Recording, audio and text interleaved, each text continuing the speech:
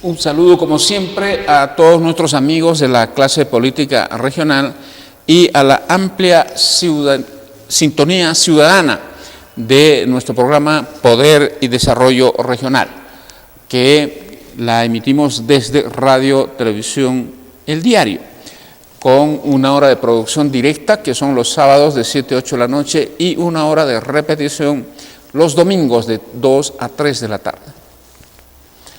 Celebramos también, sin duda, la red de televisoras locales y estaciones radiales de provincias, que nos permite justamente que permite que este programa pueda ser conocido, escuchado también por la clase política de nuestras provincias y la sintonía ciudadana respectiva. Con lo cual, como siempre hemos señalado, pasamos a ser un programa de alcance regional, siempre llevando análisis económicos y políticos para la región. Sin duda, reiterada gratitud al periodista Washington Alocía Portilla por la generosa cesión de estos espacios que permitan justamente la emisión de este programa, que ya tiene más de 6 años en el aire. Quiero empezar mi intervención el día de hoy con un análisis de la política nacional, asociado a cómo están, hacia dónde va esta etapa o esta coyuntura política post prácticamente destitución o despido de el gabinete ministerial de Ana Jara, realizado por nuestro Congreso a través de, sin duda, la interpelación realizada. Ya habíamos dicho que en menos de 4 años este gobierno tiene ya el 7º presidente del Consejo de Ministros, el 7º gabinete. Sin duda, este es un indicador de crisis, de debilidad de este gobierno. Crisis y debilidad que no favorece a la democracia, porque también la debilita. Y esto era algo un poco previsible, dado el origen del grupo político y el liderazgo del actual presidente de la República, Ollanta Humala. En concreto, lo que todos conocemos, ¿no? No podemos esperar nada de un aventurero de la política. No podemos esperar nada ordenado, nada sinergético, nada positivo, ¿no?, de un personaje que no tuvo biografía política, no tuvo formación en un partido, nunca tuvo claro cuál es su programa, su doctrina. Y más aún cuando llegó al poder cambiando de programa,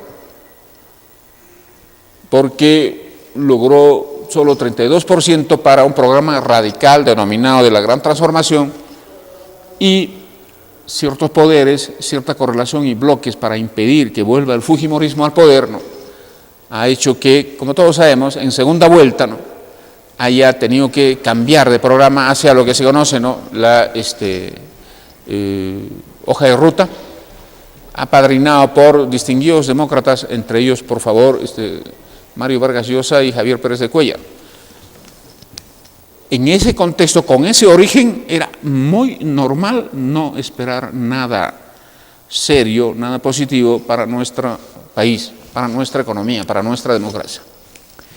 Encima, hoy estamos en un contexto y un escenario internacional que impide el crecimiento a niveles que permitan desarrollarnos en términos de un crecimiento económico, porque hay una crisis internacional, hay, por lo tanto, menor demanda a nuestras exportaciones, hay caída de precios a nuestros productos, hay problemas luego con la repatriación de capitales hacia países que vuelven a crecer como Estados Unidos, lo cual justamente es la que está presionando el tipo de cambio hacia arriba, porque se están haciendo escasas las divisas en el país. Entonces, malas noticias por el lado externo y un origen de incertidumbre del poder político, del liderazgo del partido, del grupo de gobierno. Por lo tanto, muy normal tener estos resultados, estos vaivenes. Pero hoy tenemos un problema. El nuevo presidente del Consejo de Ministros es el abogado Pedro Cateriano. alguien que ha sido militante del Movimiento Libertad de Vargas Llosa. Siempre se dijo que con Pedro Cateriano y la ministra de Cultura, Vargas Llosa tenía 2 hombres en el gabinete Humala y ahora controla el gabinete, la presidencia del Consejo de Ministros. Muy poco se está analizando el cogobierno que tendría Vargas Llosa con Ollanta Humala. Sin duda, esto debido a que Vargas Llosa fue un gran garante que permitió que justamente Ollanta Humala ganara el gobierno. Apenas por 2.5% le ganó el gobierno a Keiko Fujimori. Y hoy no hay que olvidar ese origen y esa relación en lo que significa el nuevo presidente del Consejo de Ministros, y quiero desarrollar un escenario en el que va a estar coherente lo que está haciendo. En estos días ha iniciado una etapa de diálogo con los líderes políticos. Un diálogo que ha sido muy simplemente chocante, muy incómodo en el caso de Keiko Fujimori, porque sabemos que Pedro Cateriano, como vocero de Mario Vargas Llosa, es pues sin duda, hoy el personaje que va a llevar adelante algunas amenazas, el que ha de implementar algunos odios que tiene Vargas Llosa y un grupo de aliados, de líderes aliados, para que se impida que vuelva al poder el fujimorismo. Y en tanto Keiko Fujimori sigue arriba y arriba en las encuestas, es obvio que ya se han puesto nerviosos. Y por lo tanto va quedando claro cuál es la misión que tiene Pedro Cateriano en esa perspectiva. ¿Cómo ha de trabajar para conseguir esos objetivos? Y curiosamente ya empezamos a ver a algunos otros líderes y partidos que van a entrar a tallar a esa estrategia, ¿no?, pretendiendo beneficiarse. Llama poderosamente la atención que Alan García, a diferencia de otros líderes, ya anunció respaldar a este gabinete, respaldar al presidente del Consejo de Ministros. Keiko Fujimori ha conversado, nadie ha declarado, y peor aún, comprometerse a decir de que todo va a ir bien y tendrán nuestros votos para la presentación de ese gabinete y el voto de confianza. Ni siquiera el PPC, tampoco Pedro Pablo Kuczynski, pero Alan García ya se adelantó, un poquito raro. Hay que empezar a hacer seguimiento ahí. Porque cuando nos ponemos a pensar de qué manera, ¿no?, el odio de Vargas Llosa podría lograr impedir otra vez el retorno del fujimorismo, en todo caso el ascenso al gobierno de Keiko Fujimori, ¿no?, siempre todo indica el tema de la segunda vuelta. ¿Cómo lograr que Keiko pase a la segunda vuelta? ¿Contra quién? Y en ese sentido, muchos creen, ¿no?, que Alan García sería el más indicado para ganar en segunda vuelta. Por ahí vayan viendo cómo se acomoda entonces este gesto de Alan García de decir: yo apoyo a este gabinete, tiene mis votos, es democrático. Nada es casual en política, absolutamente nada. Y por lo tanto, en esta línea de interpretación vamos a empezar a tener a un APRA, a un Alan García un poco secundando de escuderos, ¿no?, de lo que haga el gobierno, especialmente en esta línea nítida de desgastar al fujimorismo, desprestigiarlo, impedir que llegue sin duda al gobierno del 2016. En un escenario que sin duda va a ser espectacular, van a haber cosas extraordinarias, impensables, ¿no? Y por lo tanto, hoy, luego de esta articulación de una alianza, hay que estar atentos a ver de qué manera entran otras fuerzas a una especie de frente antifujimorista. A veces en ciertos términos políticos, ¿no?, se habla de lo que significa el toconchi, todos contra la China. Sin duda, todo esto tiene sus riesgos y su incertidumbre. Terminar victimizando a Keiko podría también, ¿no?, hacer fracasar esta estrategia, pero también hay escenarios donde sí se le puede también hacer daño. Pero ojo, por lo tanto, ya va quedando claro por qué Cateriano es el primer ministro. Y miren, ha tenido que cambiar de cara, de sonrisa, de modales, para justamente llevar adelante esta sumisión desde la presidencia del Consejo de Ministros. Asociado a ello, hablan de promesas de estabilizar la economía, mejorar las condiciones para que el país pueda, ¿no?, se puede decir, ¿no?, interactuar un poco más exitosamente en un escenario adverso. Ojalá, porque en términos de economía Pedro Cateriano es muy moderno. Es un liberal que tiene bien claro el tema de las inversiones, la confianza, la estabilidad, las reglas de juego, entre otros. Pero lo más nítido y saltante es su misión política, en perspectiva de las elecciones del año 2016, asociado a llevar adelante las amenazas y los odios de su jefe Vargas Llosa de impedir que llegue el fujimorismo. Esto, por lo tanto, lo presento como una primera línea de interpretación de por qué Pedro Cateriano, por qué hace lo que hace, hacia dónde estaría yendo. Y sin duda son líneas de argumentación muy propios de mi visión, de mi lectura. Y esperamos un conjunto de hechos que vayan corroborando y permitiendo una imagen más nítida de esta apreciación. Cada analista político, cada comentarista en temas de política, sin duda tiene que usar su información, sus hipótesis, para tratar de explicar por qué hay determinados procesos, determinados recambios o nuevas responsabilidades en función de determinados objetivos. Con este primer comentario doy pase a mi compañero de conducción, Vladimiro Guevara. Vladimiro, buenas noches. Muchas gracias, Carlos. Sí, desde luego también el saludo a toda la región del Cusco, a todos nuestros hermanos y amigos televidentes y radioyentes. Justamente creo que ya se va calentando el tema electoral nacional, y a partir de ese comienzo e inicio de movimiento de piezas y estrategias en los diferentes partidos, tanto el fujimorismo, podríamos decir el aprismo, ahí está PPK, Toledo de repente se aparezca, el tema del partido de gobierno, han comenzado ya pues a ajustar ciertos detalles que seguramente les dé un buen inicio en la campaña electoral.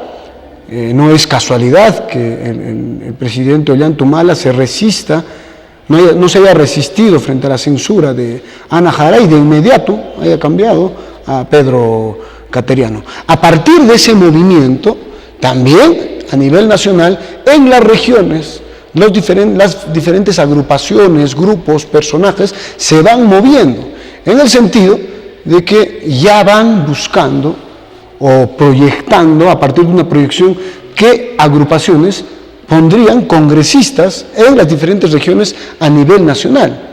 Y lógicamente, como lo señaló Carlos, el crecimiento permanente de Keiko Fujimori hace que esta agrupación sea muy atractiva para diferentes personajes que están ligados a política o que se quieren ligar a política.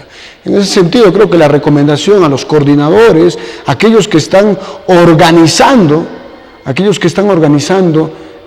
sus respectivas agrupaciones, seguramente con el aval desde Lima, la sugerencia es de que convoquen a personajes probos, a profesionales, a técnicos, aquellos que sean capaces de defender iniciativas, proyectos ante el Congreso de la República, y no como este actual Congreso de la República, simplemente seamos el hazmerreír en el Congreso de la República. Lamentablemente los 5 congresistas que tenemos no defienden nada ni a nadie.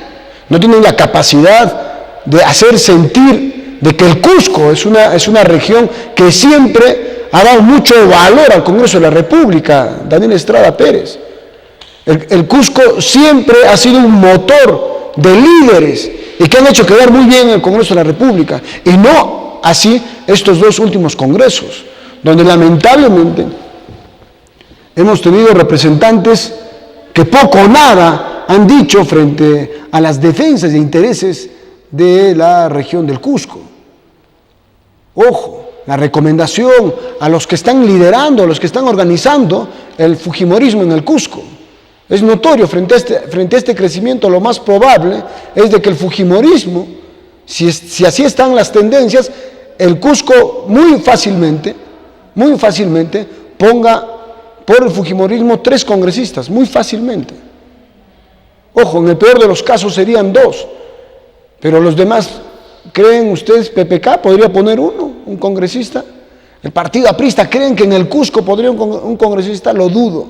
Pero es cierto, el liderazgo de Alan García podría fortalecer al interior del partido.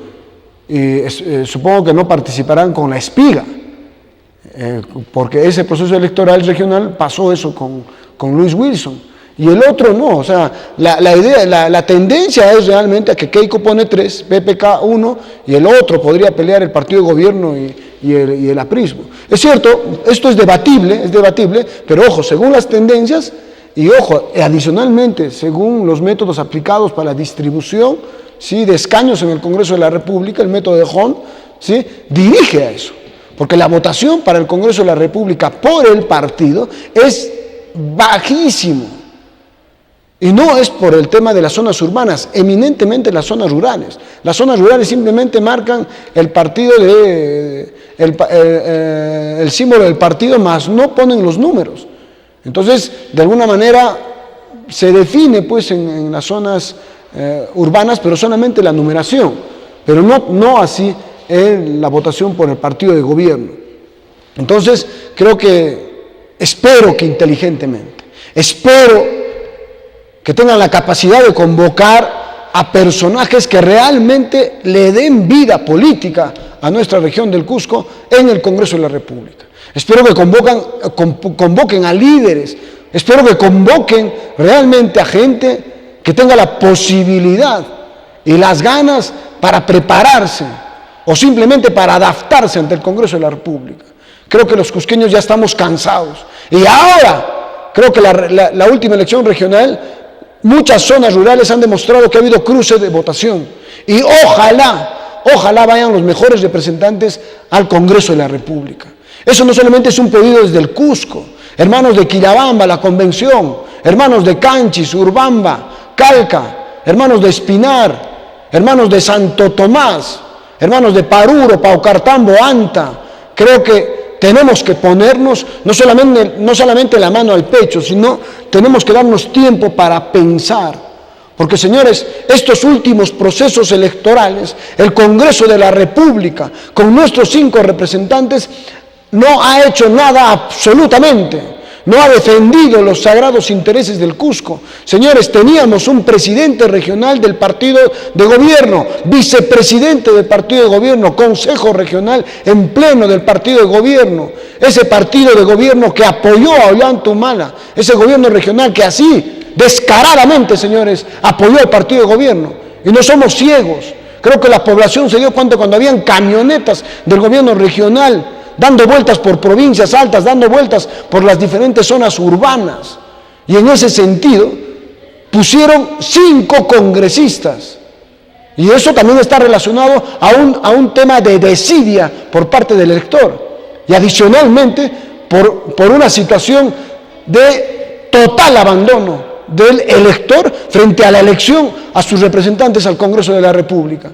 Y cuando estuvieron los 5 congresistas, presidente regional, una red que pudo exigir al Partido Nacionalista, al presidente Ollanta Humala, por lo menos 2 ministros, viceministros. Señores, no tuvimos la capacidad de convocar o proponer, por lo menos para cargos de jefaturas nacionales, viceministerios o ministerios. O díganme ustedes, menciónenme un ministro cusqueño en estos 5 años de gestión de Ollanta Humala. Ni uno, señores. Ese es el liderazgo de esa izquierda que se hace llamar, que apoyó en el Cusco. Ahí está, señores, esos individuos que seguramente ya no están, de Construcción Civil, FDTC, esas agrupaciones que dice que mueven a las masas en las zonas rurales. Esos fueron los que impulsaron las candidaturas de personajes desconocidos. ¿Dónde está Julia Tevez, Molina, Coa, el mismo Hernán de la Torre, que parecía que podía ser una representación de la convención? Simplemente fue un total engaño. La señora Verónica Mendoza, que a su partido de gobierno a los 2-3 meses hizo una renuncia y simplemente pasó a una bancada sin ningún tipo de decisión y ni siquiera ningún tipo de protagonismo. Creo que los cusqueños, todos los hermanos de las 13 provincias, tenemos que tener la convicción de exigir también cuando se organizan a los partidos políticos de que lleven gente proba, gente que tenga preparación para defender proyectos, gente que tenga laureles por lo menos de haber tenido trabajos de defensa en relación al Cusco, y no aquellos que torpedean el tema de la inversión en nuestro país, aquellos que torpedean el diálogo, la organización. ¿O acaso vamos a mentir que existen individuos que están metidos en esos partidos como Tierra y Libertad, que simplemente van a tirar piedras permanentemente para tumbarse proyectos que ahora sí necesitamos? Señores, en conjunto el gobierno regional ha tenido recortes presupuestarios por encima del 20%. Y los más afectados son gobiernos locales que tienen estos presupuestos derivados del canon. Ahora los problemas, las expectativas que han creado y un Congreso que nunca ha defendido. Estos 5 congresistas, señores, en ningún momento siquiera levantaron la mano para defender el presupuesto de la región del Cusco y de los 109 gobiernos locales en nuestra región del Cusco. Y ahora los problemas, en verdad que los problemas, un gobierno regional totalmente en caos. Yo no me quisiera poner en los zapatos de Edwin Licona para que ahora, seguramente entre estos días va a ser evaluado. Vamos a levantar información y lo más lógico es que los niveles de aprobación sean bajísimos. Y no necesariamente por culpa del presidente regional, sino que le han dejado a un gobierno en un caos financiero. Le han dejado un gobierno regional en bancarrota. Y los congresistas no tuvieron los pantalones para ir a pedir, rendir cuentas. Cuando estaba Jorge Acurio Tito, cuando estaba René Concha, no hubo la convicción, no hubo, señores, el amor a nuestra región del Cusco para ir a hacer pedir rendiciones de cuentas. Señores, lamentablemente ahora, yo creo que el tema del aeropuerto de Chinchero, el tema de la vía de evitamiento, los temas del plan vial en la región del Cusco van a ser simplemente tachados porque, ojo, no existe presupuestos. Me da mucha pena que nuestro hospital Lorena esté abandonado, que la salud esté abandonada, que la educación esté abandonada. Y ojo, una gran responsabilidad por el gobierno regional anterior y estos 5 congresistas que no tienen ningún tipo de capacidad para defender los sagrados intereses de nuestra región del Cusco. Finalmente, quiero comentar que en esta semana es cierto que el día de mañana se cumplen los 100 días de gestión de las autoridades del gobierno regional y de los gobiernos locales. Es necesario evaluarlos, desde luego, o que también tengan la capacidad, o que también tengan la convicción para ir no solamente a sus consejos municipales o al consejo regional y exponer la problemática. Pero ese tema tiene que venir, señores, con temas legales, donde intervenga la Fiscalía y el Poder Judicial. Porque, ojo, el dispendio que ha habido por el último gobierno regional, los últimos gobiernos locales, ha sido escandaloso. Particularmente la convención, señores, donde alcaldes como José Ríos, Fedia Castro, Marcavillaca, están metidos en casos de escándalo. Y creo que por el bien, o estas exautoridades se someten a las diferentes investigaciones y demuestran si son de alguna manera o no tienen responsabilidad, pero lo demuestran. O simplemente los órganos de control, las procuradurías competentes de los gobiernos locales tienen que actuar, porque han creado, señores, en la población una indignación. Y una indignación que me preocupa de sobremanera, porque en cualquier momento puede despertar en conflictos sociales a partir de este tema. Construcción Civil estas últimas semanas ha salido a denunciar a estos sinvergüenzas que se aprovechan de cupos, que se aprovechan de chantajes frente a las diferentes autoridades de turno. Entiendo que ex líderes, ex miembros de estos sindicatos. No puede pasar eso, señores. La población está indignadísima de la corrupción que han dejado el anterior gobierno regional y los gobiernos locales. Tengamos la fuerza, tengamos el coraje para defender nuestros intereses. Y este próximo gobierno que venga, tengamos también la capacidad de decidir y tengamos la convicción para ahora pedirles y rendiciones de cuenta a nuestras diferentes autoridades, que sinceren y que ese sinceramiento venga, señores, con temas de procesos donde intervenga el Ministerio Público y el Poder Judicial. Que estos sinvergüenzas que han hecho daño al fisco, que han hecho daño al desarrollo de nuestra región y nuestros gobiernos locales, que purguen y que rindan cuentas ante el Ministerio Público y el Poder Judicial. Y hay muchos que están rondando en las fiscalías, y hay muchos que están rondando en el Poder Judicial. Pero pongámonos fuertes, porque si no somos capaces de defender y sincerar lo que está pasando en el gobierno regional y en los gobiernos locales, simplemente les diremos cómplices. Sí, señores, cómplices. Cómplices de tanto caos que hay en nuestra población y no dicen nada para poner en blanco y para poner las cosas claras para que de alguna manera concertemos y nos vayamos al Ejecutivo para pedir incremento de presupuestos y desarrollemos. Señores, el tema de salud no puede quedar así, el tema de educación no puede quedar así. Carlitos, muchas gracias. A ver, anunciamos una primera brevísima pausa del programa para volver con los análisis económicos y políticos que desarrollamos en este programa. Al regresar quiero comentar el tema de, están muy movidas las noticias sobre las izquierdas, ¿no?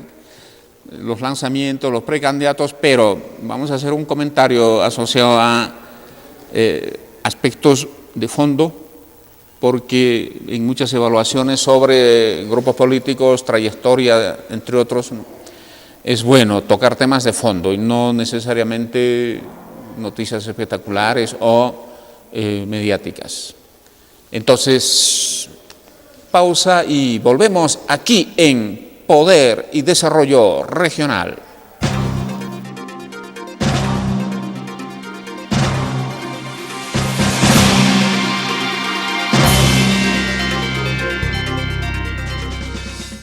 Consules, opinión y mercado. Realizamos estudios de mercado para su empresa. Consultores y asesores de tesis e investigación. Análisis estadístico SPSS en español. Estudios de mercado y de precio referencial. Imagen institucional y medios de comunicación. Manzana Pata 508 y 999 en Santiago. Consules, opinión y mercado. Claro tiene para ti una noticia fantástica. ¡Explosiva! Usa WhatsApp gratis sin consumir tu internet. Prepago, postpago, empresas y para los que se cambien con su mismo número también. Electro Sureste comunica a sus señores clientes y a la opinión pública en general que debido a las intempestivas tormentas eléctricas y a las persistentes precipitaciones pluviales, estos fenómenos vienen ocasionando inconvenientes en el normal suministro eléctrico e incluso ocasionan la destrucción de sus bienes. A pesar de que nuestros sistemas eléctricos cuentan con protección en las redes de distribución, sugerimos tener en cuenta las siguientes recomendaciones: desenchufar equipos eléctricos en el domicilio, evitar usar teléfonos, alejarse de zonas empinadas, colinas,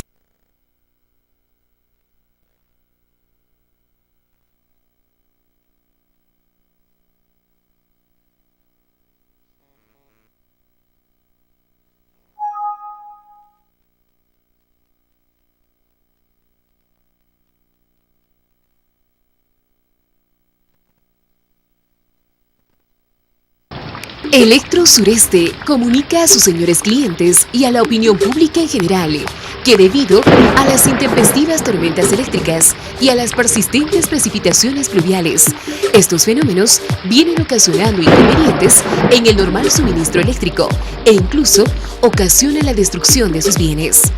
A pesar de que nuestros sistemas eléctricos cuentan con protección en las redes de distribución, sugerimos tener en cuenta las siguientes recomendaciones. Desenchufar equipos eléctricos en el domicilio. Evitar usar teléfonos. Alejarse de zonas empinadas, colinas, torres, postes, antenas, edificaciones y árboles. Mantenerse alejado de objetos de metal, como bicicletas, tractores, equipos agrícolas y cercas de metal. Si se encuentra en campo abierto, despojarse de cuchillos, machetes, herramientas y objetos metálicos en general que puedan atraer la electricidad. Finalmente, invocamos a todos nuestros señores clientes y a la población en general a tomar las previsiones del caso, con la finalidad de garantizar un normal servicio eléctrico. Electro Sureste, transformando vidas. Estos son testimonios de personas que luego de ser tratadas sin fármacos en Homeonatura, presentan mejoría en su salud. A raíz de ese accidente tuve un tumor cerca de la columna, de la médula espinal, lo cual afectó dañando todo lo que es mi parte de psicomotricidad. Una parálisis cerebral que impedía que se moviera la mitad de mi cuerpo. En 2011 yo llegué a Homeonatura, me trataron muy bien.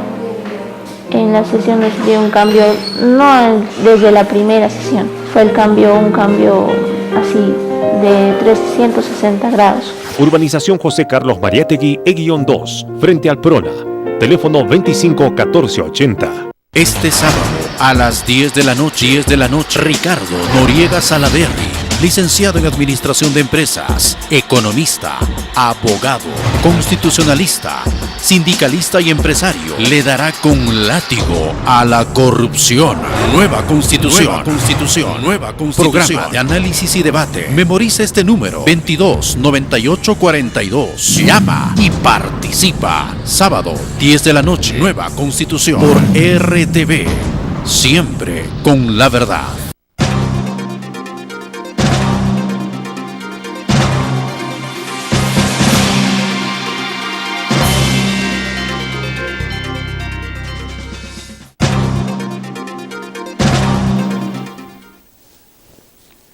Todos estamos de acuerdo que el presente año 2015 es un año electoral. Y es muy normal que todos los grupos, toda la clase política empiece a organizarse, a hacer sus cálculos, sus proyecciones de bloque electoral, el lanzamiento de precandidatos, muy normal en este proceso de elecciones casi adelantadas hacia el 2016. Todos sabemos que hay encuestas que están haciendo mediciones de intención de voto con candidatos que todavía no están lanzados ni programados, pero hay información básica, análisis lógicos para saber más o menos quiénes son y serán candidatos por algunas agrupaciones. Por ejemplo, no es sorpresa de que Keiko Fujimori es la lideresa y será la candidata del Fujimorismo, que Alan García es el líder y será el candidato del Partido Aprista en el bloque que logre conseguir, o que Pedro Pablo Kuczynski es el líder de un nuevo partido y será candidato, naturalmente. En algunas fuerzas pequeñas o prácticamente en desaparición, el toledismo, por ejemplo, normal que Toledo posiblemente sea el candidato. En Restauración Nacional, siguen creyendo que el mejor candidato que tienen es su líder, el pastor Humberto Lay, y se han venido apareciendo algunas figuras que están sacando firmas pretendiendo inscribir su partido. Y en el Perú siempre, durante mucho tiempo, desde hace ya mucho tiempo, ¿no?, es parte del paisaje político los grupos de izquierda, con un conjunto de características que siguen siendo tales, que aún vemos que no se supera, y en algunos casos características muy típicas del resto de la clase política. Por ejemplo, el asunto de la división. Sin duda, la izquierda está demasiado atomizada en grupitos, microgrupillos, pero también la centro-derecha en el Perú tiene varios grupos, varios movimientos. Muchos dicen que en el país es una tradición que los espacios, especialmente centro-derecha, izquierda, ¿no?, estén dispersos, de tal suerte que no es el defecto propio de la izquierda, sino de la clase política nacional. Sin embargo, cuando se habla de los grupos de izquierda, ¿no?, primero son sectores que son cada vez más marginales, o sea, con una capacidad de liderazgo, de votación, de representación cada vez menores, y en algunos casos muchos grupos incluso han desaparecido, e igualmente algunos líderes. Y hoy en el espectro de esa izquierda que tenemos, una izquierda subsistente, es bueno comentar algunos hechos. Uno primero es de que, siendo muchos los pequeños grupos de izquierda, solo 2 tienen inscripción legal, o sea, carrito electoral. Por lo tanto, la inquietud de participar en las elecciones del 2016, ¿no?, va a estar asociado a que si estos 2 carritos se juntan, o van a ser 2 carritos que tendrán su respectiva lista, sus respectivas candidaturas. Y carritos donde van a subirse los demás grupos que no tienen inscripción. Y no tienen porque no tienen capacidad de recoger un mínimo de votos para inscribir su partido. Y no pueden hacer eso porque la gente no los respalda. Y muchos de ellos no se convencen que la gente no los respalda.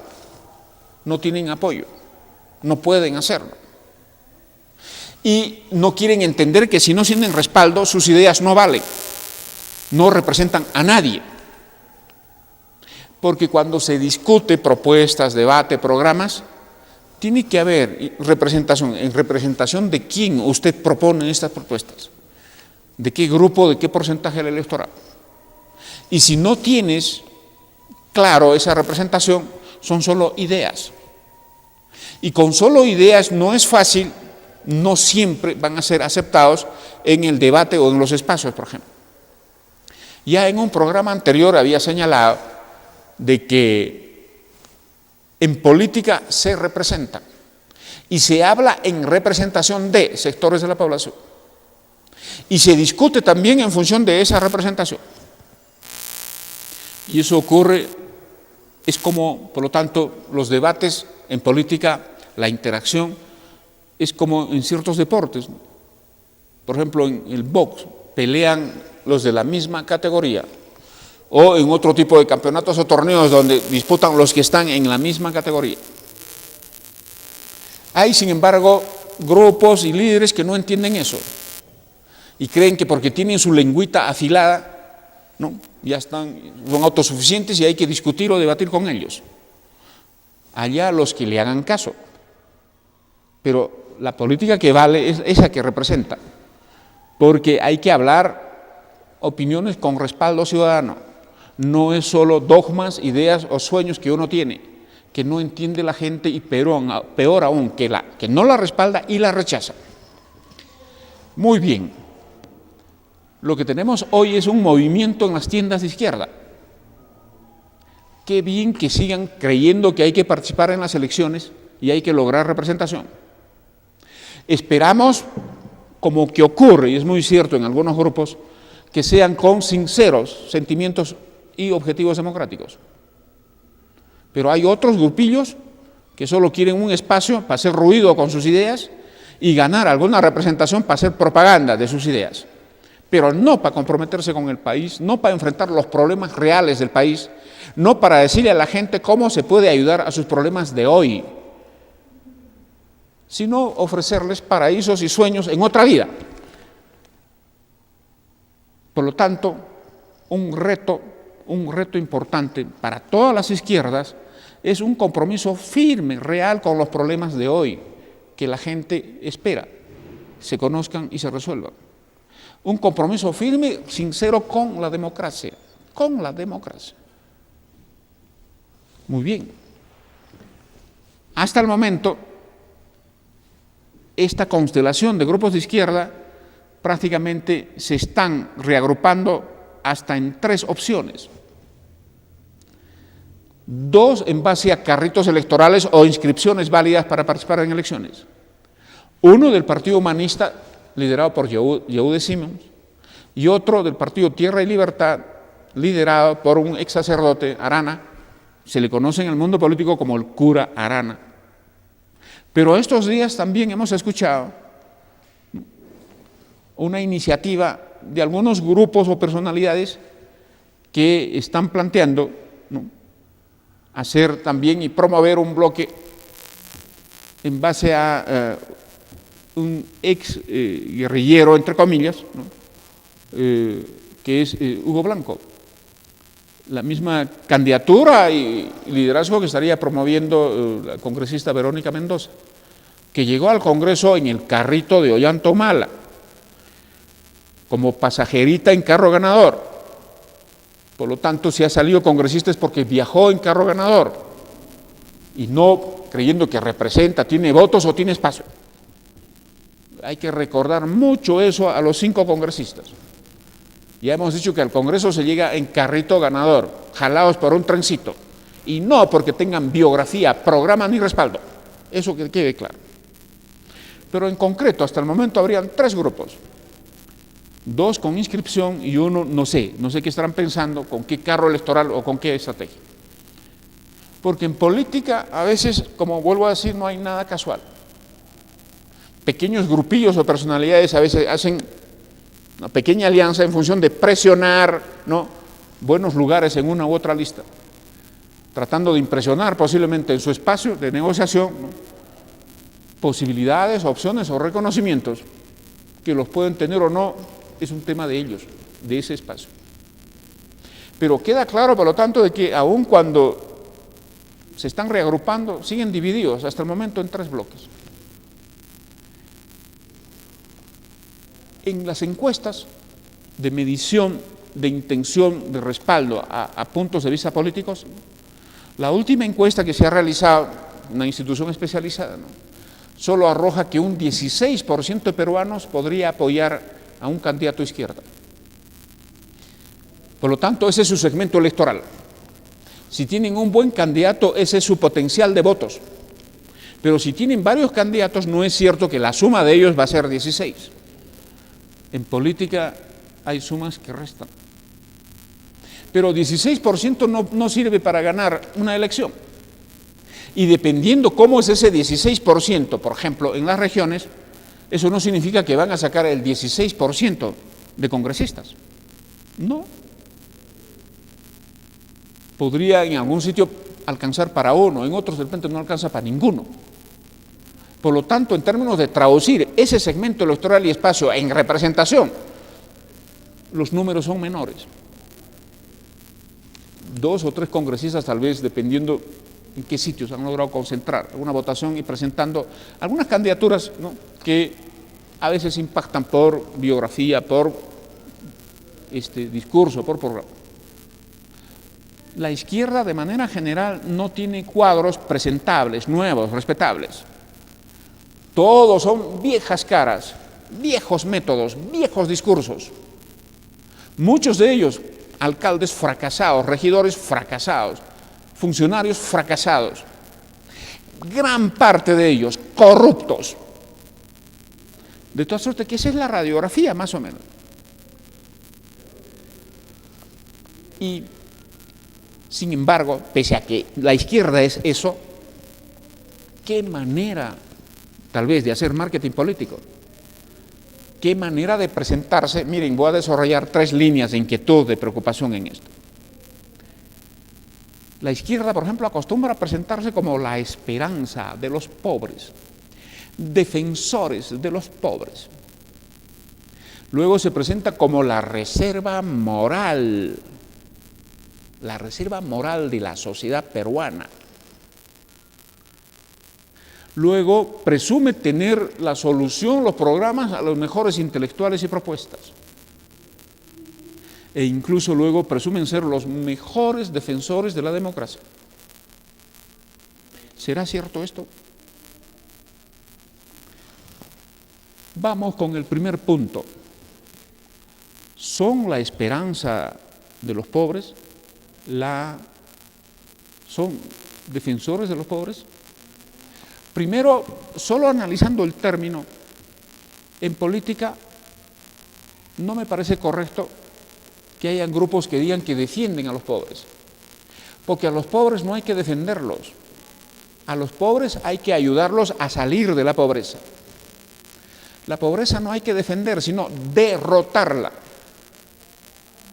Y sacar de la pobreza a los pobres tiene que ser en el marco del progreso de todo el país. Borrar la pobreza en nuestro país no significa volver los pobres a otros o quitarles a otros para que ellos dejen de ser pobres. Una propuesta realmente viable, realmente correcta, es de que las desigualdades que tenemos que corregir o eliminar no es haciendo un juego de suma cero. Le quito al que tiene para darle al que no tiene. Ese odio, ese conflicto, esa postura no tiene visión país. Esa postura no entiende además las razones por las cuales hay quienes están adelante y quienes se están quedando atrás. Hay la ideología que tiene la izquierda, que sigue siendo la marxista, es de ese juego de suma cero. Que si usted es rico, si usted tiene y está saliendo adelante, es que porque tal vez le esté quitando oportunidades o aprovechándose de otros a quienes usted lo está empobreciendo. Esa lógica de envidia es incorrecta, no es cierto. Todo lo contrario, mucha gente que sale adelante da empleos, da oportunidades, arrastra a muchos hacia adelante, hacia el progreso. Y hay causas que hay que saber detectar de por qué hay muchos que no están en esa dinámica del cambio, del avance. Y hay que luego ver y diseñar qué hacer para resolver eso. Por lo tanto, decir que son la esperanza del pueblo, la esperanza de los pobres, ¿no? Una visión demasiado sesgada a un sector de la población, con explicaciones de odio hacia los que no son pobres, ¿no? Y de esa manera no se puede creer que es el grupo que debe llegar al gobierno, o que puede llegar o que va a tener respaldo. Hoy en el mundo, y felizmente en el Perú y nuestra juventud, saben de que salir del progreso es trabajo, esfuerzo, emprendimiento. Y solo los grupos políticos cuyo programa y cuyos líderes les ayudan a entender eso, les ayudan a ir adelante, son los que expresan la representación de esa vocación, de esa inquietud, de ese cambio. Por lo tanto, no es cierto que la izquierda tiene propuestas para ser la esperanza de los pobres, por lo equivocado que están en el diagnóstico, en las propuestas y en las soluciones que no llevan al progreso del país, ni van a sacar a los pobres de la pobreza. Pero no solo eso, no hay que olvidar que históricamente los marxistas han llegado a construir sociedades. Un tercio de países en el mundo construyó la experiencia socialista. ¿Y qué fue eso? ¿Fue progreso? ¿Fue el paraíso como ofrecieron? Miseria, falta de libertades, genocidios, tanto que luego desapareció como no era sostenible. Y son países pobres que luego, adoptando la libertad, la inversión, la democracia, están saliendo adelante, abriendo más oportunidades para su gente, realmente sacando de la pobreza a su país. Entonces, ¿en qué sentido la esperanza de progreso, la esperanza de los pobres? ¿Cuál es su credencial histórica o sus logros que podemos ver? Cuando son todo lo contrario, fracasos y algo que la gente no quiere repetir. Pero han habido otras experiencias que donde llegando al gobierno con ese discurso han destruido al país, han destruido esas sociedades. Espero que todos recuerden el discurso izquierdista revolucionario de Alan García I. Resultado, un país destruido, inviable, un estado colapsado, con grupos terroristas ganando espacio, siendo actores protagónicos de la política. La democracia al borde del colapso. Las colas, el racionamiento, la pobreza, las mafias, la corrupción. Y por eso el mismo Alan García dijo que no tiene nombre lo que hizo en economía. Ahora veamos la experiencia de Venezuela, con ese discurso izquierdista de los pobres, un país que es una lágrima al borde de la inviabilidad, y avanza una guerra civil porque allí va a tener que pasar algo grave para impedir que ese país prácticamente se desarticule, que ese país se vaya al abismo. Esa es la credencial de la izquierda con la cual quiere. Y luego se agarran de algunos pequeños ejemplos. Brasil, por ejemplo. Primero, Brasil no ha cambiado el modelo económico, no ha retrasado inversiones. Pero ciertas reglas de juego ha hecho que no tengan mucho, están creciendo poco y no quieren resolver ciertas rigideces o cuellos de botella que cierto colectivismo, cierta rigidez laboral les está impidiendo justamente mayores despliegues, mayores innovaciones. Y luego está terminando hundiéndose en la corrupción. Los izquierdistas de Brasil van a ser derrotados y van a pasar a la marginalidad por corruptos. Y no decían que son la reserva moral de la política, la democracia, el mundo. Y miren, en Chile, Bachelet, junto a los otros gobiernos de la concertación, hicieron de Chile un país que está en primer mundo, en la OCDE, Organización de Cooperación para el Desarrollo Económico, países prácticamente desarrollados. Y luego en su segundo gobierno viene con un discurso, ¿no?, de la onda retro, de cambio de modelo, empiezan a implementar algunas de ellas, y su propia gente, en el caso de la democracia cristiana, no aceptan, no avalan. Y luego la población que se empieza a dar cuenta y reprueba. Pero luego se descubre algo, otra vez corrupción.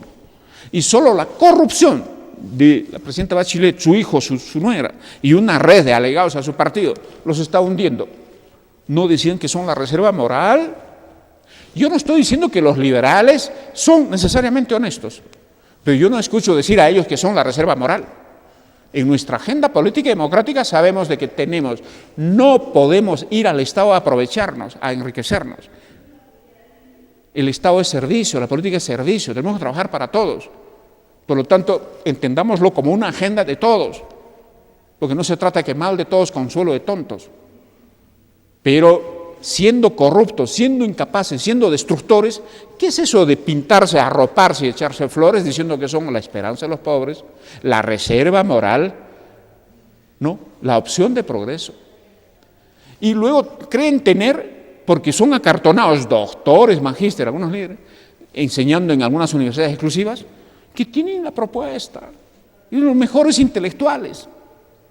Eso es lo que ocurre con algunos, por ejemplo, docentes de la Universidad Católica, de la izquierda caviar, entraron a montones en el gobierno de Paniagua, cambiaron el modelo económico, se desarrolló el país, capturaron casi todo el gobierno de Toledo, ministro, viceministro, BCR, programas sociales, cambiaron al país, mejoró el país, hicieron un nuevo modelo económico.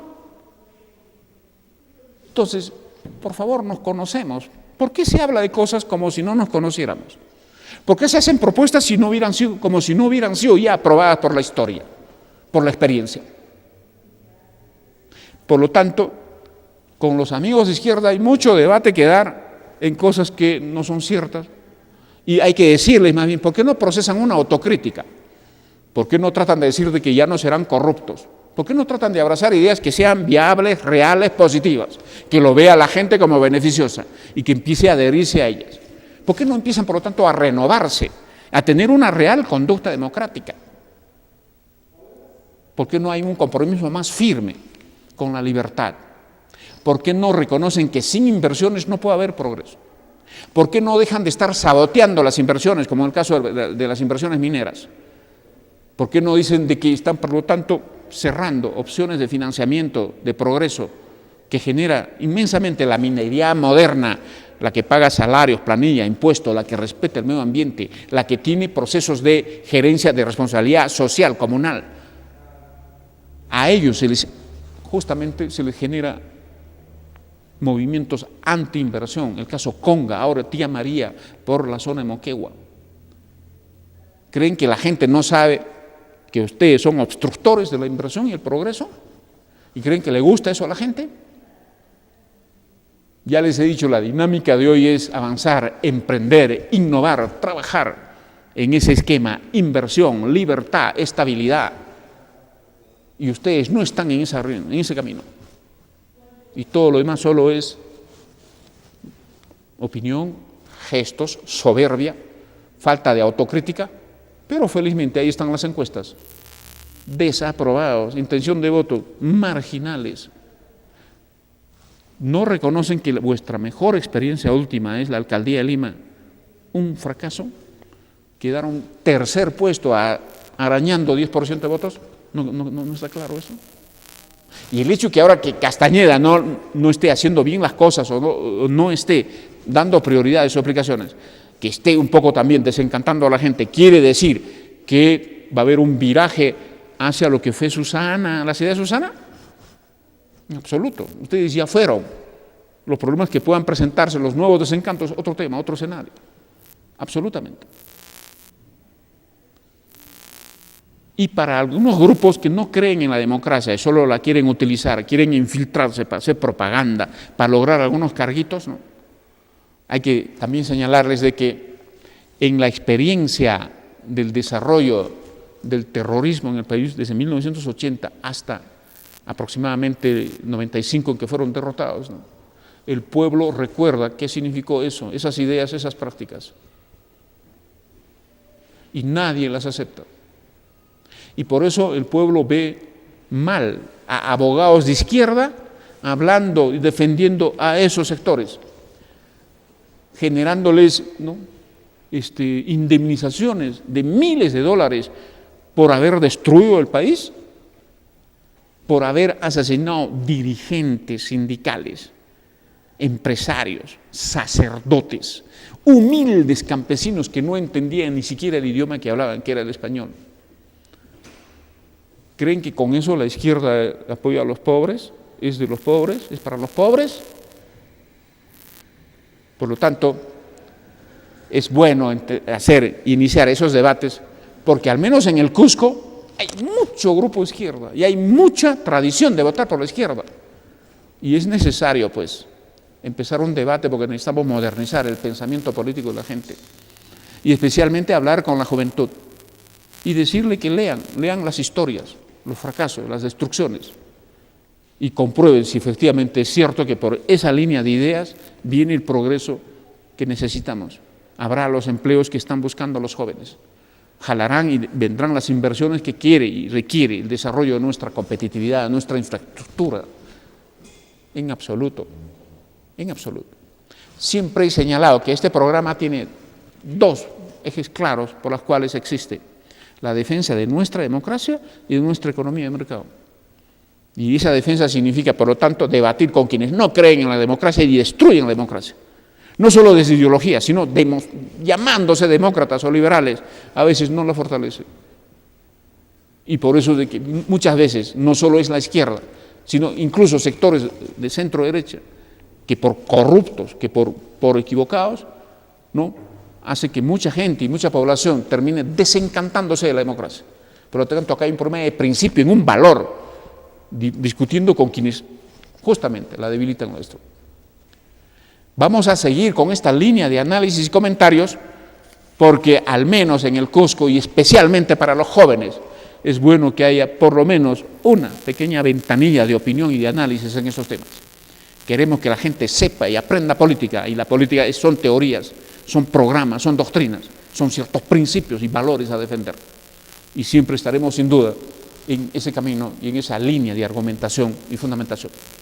Con esto terminamos el programa, agradeciendo su amplia sintonía y nos despedimos hasta el próximo programa. Muy buenas noches.